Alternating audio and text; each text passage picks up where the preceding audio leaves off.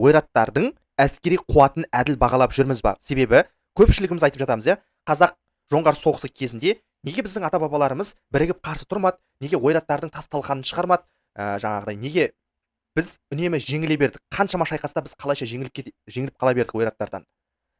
Бұны айтпас бұрын біз ойраттардың шынында да жауынгер халық па, әлде біздің әскеріміз әлсіз болды ма? Осыған жауап табуымыз керек сияқты. Әрине біздің әскеріміз әлсіз болған жоқ, бірақ мойындауымыз керек, жоңғар әскері өте мықты қарсылас болды қазақтар үшін. Екеуі де даланың көшпелі халықтары. Жоңғар әскерінің мықтылығын мына бір тарихи дерекпен сіздерге дәлелдеп беруге рұқсат етіңіздер.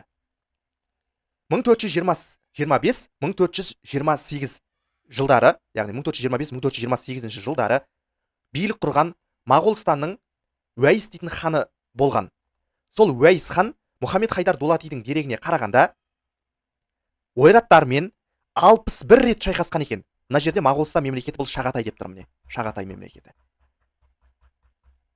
Жақындатып көрсетейін. Үрімші, Іле аумағы, Тұрфан жерлері, Бешбалық аймақтары.